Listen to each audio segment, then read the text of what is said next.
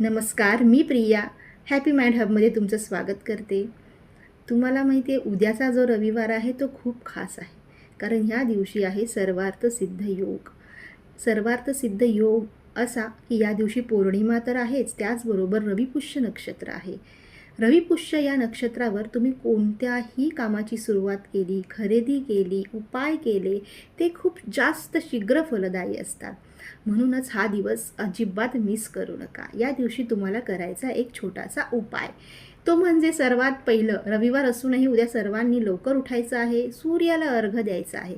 त्यामध्ये थोडंसं कुंकू मिक्स करायचं आहे. सूर्याला नमस्कार करून झाल्यावर देवघरात यायचं आहे, देवपूजा करायची आहे, तुमची जी काही नित्यसेवा आहे. त्यानंतर तुम्हाला जायचं आहे वडाच्या झाडाजवळ. वडाच्या झाडाजवळ जाऊन झाडाला नमस्कार करायचा आहे. शक्य असल्यास तुपाचा दिवा लावा आणि झाडाची संमती घेऊन एक पान तोडून आणायचं आहे. पान तोडून आणल्यानंतर ते गंगाजल नसेल तरी चालेल, साध्या पाण्याने धुवा.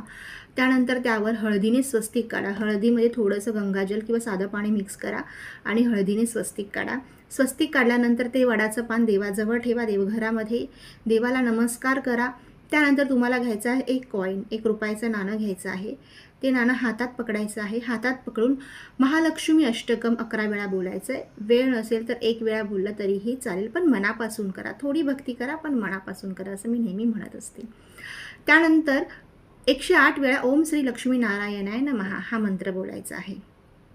दिवसभर तो कॉईन आणि ते पान तसंच देवाघरामध्ये ठेवायचं आहे. तुमच्या कामाला सुरुवात करायची आहे. संध्याकाळी 6 ते 7च्या दरम्यान तुम्हाला ते पान कोणालाही न दिसेल अशा ठिकाणी कपाटामध्ये किंवा कुठल्या तरी बुकमध्ये ते ठेवून द्यायचं आहे आणि तो कॉईन तुम्हाला तुमच्या पॉकेटमध्ये ठेवायचा आहे. असा हा उपाय नक्की करून बघा. तुमच्या सर्व इच्छा पूर्ण हो हीच माझी लक्ष्मीचरणी प्रार्थना. धन्यवाद.